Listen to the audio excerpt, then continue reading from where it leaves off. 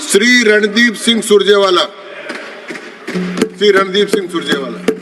शुक्रिया चेयरमैन साहब। सर, संविधान के 75 वर्षों की बात करें तो उसके लिए सबसे पहले जानना ये जरूरी है कि संविधान है क्या। क्या संविधान एक किताब का नाम है?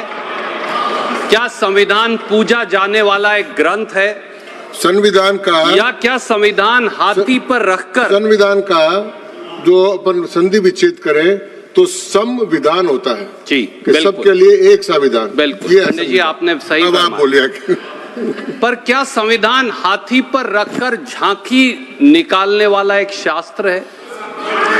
सच्चाई ये है कि कोई कुंठित या दुर्भावनाग्रस्त व्यक्ति ही संविधान को ग्रंथ या शास्त्र बनाकर हाथी की सवारी निकालकर जनता को भ्रमित करने की कोशिश कर सकता है। तो चेयरमैन सर, संविधान है क्या?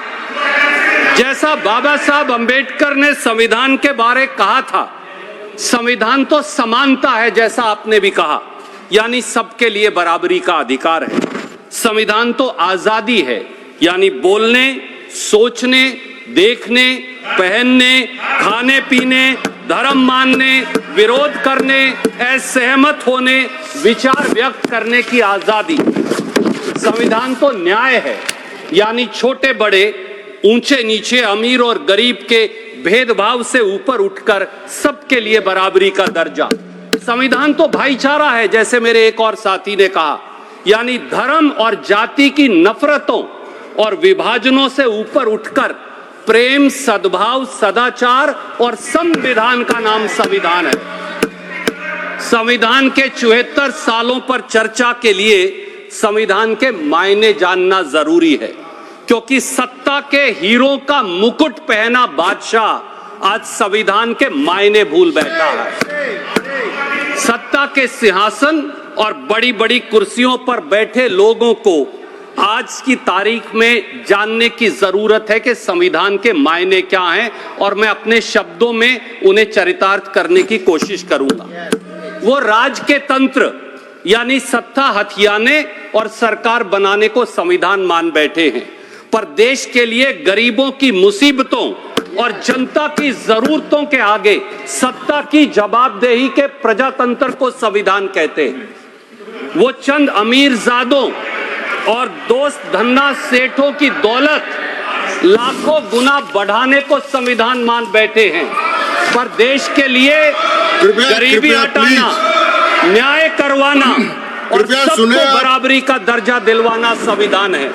कृपया सुने। टीवी पर सुर्खियां बनाने वाली जोर जोर से बोलती आवाजों को संविधान मान बैठे हैं, पर देश के लिए टीवी के प्रायोजित शोर की बजाय वीणा की टंकार सी बजने वाली आम आदमी की आत्मा की आवाज संविधान है।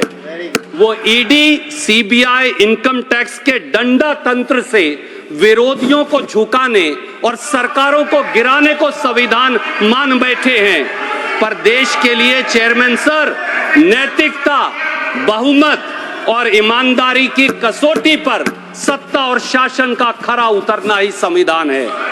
वो सरकारी खर्चों पर दुनिया घूमने, इश्तहार छपवाने, कपड़े बदलने और दूसरों को नीचा दिखाकर कहे लगाने के अधिकार को संविधान मान बैठे हैं, पर देश के लिए सर, जूती गांठने वाले गरीब, बोझा ढोने वाले कुली, मोटर रिपेयर वाले मिस्त्री, ट्रक चलाने वाले ड्राइवर, अनाज पैदा करने वाले किसान की आवाज को बुलंद करना ही संविधान है। वो साधु का छद्म वेश धारण कर अहंकारी ताकत के नशे में मर्यादाओं की लक्ष्मण रेखा को कुचल देने को संविधान मान बैठे हैं। पर सर, देश के लिए तो पक्षी राज जटायु की तरह न्याय व कर्तव्य के बोध के लिए कुर्बानी देना ही संविधान है। आजकल संविधान के नाम पर बड़े बड़े लोगों द्वारा भारतीय राष्ट्रीय कांग्रेस को गाली देना और लांछन लगाना फैशनेबल हो गया है। काश ये सब लोग कांग्रेस को पानी पी पी कर कोसने की बजाय बाबा साहब अंबेडकर द्वारा 25 नवंबर 1949 के भाषण को पढ़ लेते तो उन्हें संविधान की अडॉप्शन से ठीक एक दिन पहले दिया था। प्रधानमंत्री जी ने भी उसकी चर्चा की थी।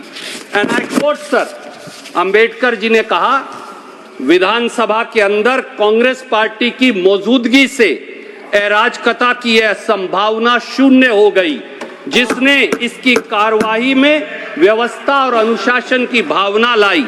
कांग्रेस पार्टी के अनुशासन की वजह से ही मसौदा समिति संविधान को विधानसभा में पेश करने में सक्षम हुई, जिसमें प्रत्येक अनुच्छेद और प्रत्येक संशोधन के भाग्य के बारे में निश्चित जानकारी थी। और बाबा साहब अंबेडकर आगे कहते हैं, इसीलिए विधानसभा में संविधान के मसौदे को सुचारू रूप से चलने का सारा श्रेय कांग्रेस पार्टी को जाता है।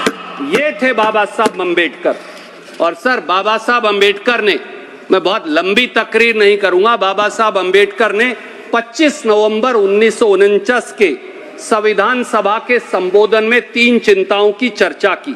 मुझे लगता है कि वो चिंताएं आज के शोर मचाते शासकों और सरकारों पर लागू होती हैं।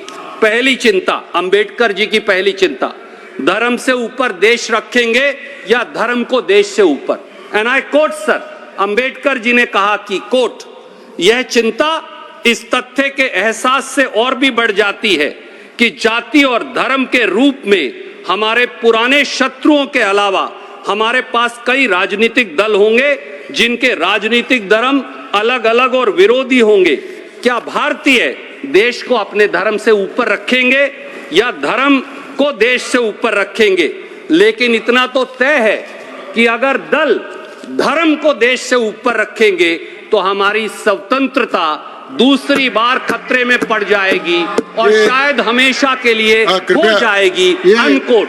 सुरजेवाला जी जी, एक मिनट कृपया प्लीज। सर पॉज कर दीजिए, मेरा समय वो आपका समय है वो, लेकिन अपने पुराने भवन में जी स्पीकर साहब के और उनके दोनों के आसन के पीछे लिखा हुआ है धर्म चक्र प्रवर्तनाएं। सर मैं तो, वो आपके समय पर लिखा गया जी सर, मैं तो बाबा साहब की स्पीच लेकर आया हूं, आप कहें मैं फ्लोर पे रख देता हूं, ऑथेंटिकेट कर रहा हूं। स्पीच चालू रखें जी। सर, आज देश में क्या हो रहा है? क्या आज संविधान और देश को दरकिनार कर केवल सत्ता के लिए सांप्रदायिक झगड़ों और नफरत की आग में नहीं झोंक दिया जा रहा?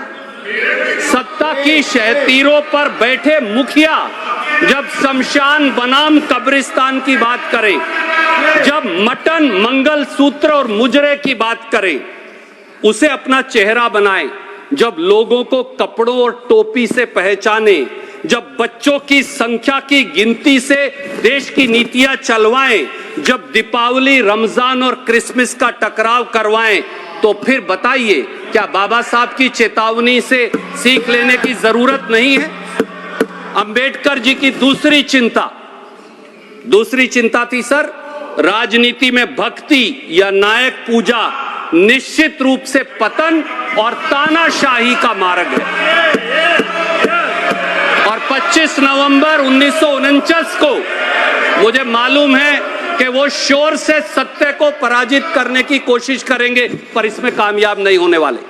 25 नवंबर 1949 को अंबेडकर जी ने फिर कहा, एंड आई कोट सर, यह सावधानी भारत के मामले में किसी भी अन्य देश की तुलना में कहीं अधिक आवश्यक है, क्योंकि भारत में भक्ति या जिसे भक्ति का मार्ग या नायक पूजा कहा जा सकता है, उसकी राजनीति में एक ऐसी भूमिका निभाती है जो दुनिया के किसी भी अन्य देश की राजनीति में निभाई जाने वाली भूमिका से बेजोड़ है। धर्म में भक्ति आत्मा की मुक्ति का मार्ग हो सकती है, लेकिन राजनीति में भक्ति या नायक पूजा निश्चित रूप से पतन और अंततः तानाशाही का मार्ग है। अनकोट। सर, पिछले 10 साल में हमने देखा कि एक व्यक्ति की पूजा और अंधभक्ति से किस प्रकार संस्थाएं मरती रही, मर्यादाएं गिरती रही और एक छत्रवाद और तानाशाही बढ़ती रही। इसके कुछ उदाहरण मैं देना चाहूंगा। एक व्यक्ति ने कहा किसान को लागत पर 50% मुनाफा मिलेगा, 2022 तक किसानों की आय दुगनी हो जाएगी। नतीजा क्या हुआ? उल्टा सरकार बनते ही उचित मुआवजा कानून को खत्म करने की कोशिश की, फिर किसान विरोधी काले कानून लाए, 700 किसानों की शहादत हुई और आज भी किसान दिल्ली आने के लिए सिसक रहा है। एक व्यक्ति, सर 2 मिनट्स, एक व्यक्ति ने कहा कि नोटबंदी लाऊंगा, काला धन, नकली नोट और उग्रवाद 50 दिन में खत्म करवाऊंगा। काला धन तो खत्म हुआ नहीं, नकली नोट तो खत्म हुए नहीं, उग्रवाद नक्सलवाद तो खत्म हुआ नहीं, अर्थव्यवस्था खत्म हो गई। एक व्यक्ति ने कहा कोरोना में बगैर सोचे समझे लॉकडाउन लगाया, कहा ताली बजाओ, मोबाइल की लाइट जलाओ, कोरोना जादू से खत्म। कोरोना तो खत्म हुआ नहीं, गंगा मैया लाशों से हट गई, लाखों लोग हजारों किलोमीटर पैदल चलकर गए और लाखों रोजगार खत्म हो गए। एक व्यक्ति ने कहा, सर मैं बस खत्म कर रहा हूं, एक व्यक्ति ने कहा कि रात को 12 बजे संसद में घंटी बजाओ, जीएसटी लाओ, अर्थव्यवस्था आगे लेकर जाओ। जीएसटी आम व्यवसाय के लिए गब्बर सिंह टैक्स बन गई और सरकारी वसूली मेरा नाम है घनश्याम जीएसटी। सर एक तीसरी चिंता की मैं 1 सेकंड में चर्चा करूंगा। अंबेडकर जी की तीसरी चिंता थी आर्थिक और सामाजिक असमानता राजनीतिक लोकतंत्र के लिए खतरा। सर 1 मिनट, 25 नवंबर को अंबेडकर जी ने कहा हमें इस तथ्य को स्वीकार करके, कोट सर, हमें इस तथ्य को स्वीकार करके शुरुआत करनी चाहिए कि भारतीय समाज में 2 चीजों का पूर्ण अभाव है। इसमें से एक है समानता। सामाजिक धरातल पर भारत में एक ऐसा समाज है जो क्रमिक असमानता के सिद्धांत पर आधारित है। आर्थिक धरातल पर हमारे पास ऐसा समाज है जिसमें कुछ लोगों के पास अपार संपत्ति है जबकि कई लोग गरीबी में रहते हैं। हम कब तक इसे नकारते रहेंगे? ये राजनीतिक लोकतंत्र को खतरे में डाल देगा। अनकोट। सर बस मैं मेरी बात समाप्त कर रहा हूं। आज 140 करोड़ के देश में मैं आपके संज्ञान में लाता हूं 1% लोगों के पास देश की 40% संपत्ति है। हम एक बार फिर अंग्रेजों की आर्थिक असमानता में पहुंच गए हैं।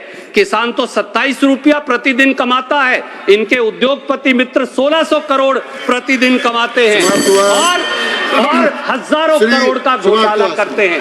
संविधान को सशक्त बनाना है तो संविधान को सशक्त बनाने के लिए बाबा साहब की इन तीनों चिंताओं पर जरूर गौर करनी पड़ेगी, तभी संविधान सशक्त हो पाएगा। क्योंकि लोग भी कह रहे हैं संविधान हमारा नहीं चलेगा। धन्यवाद।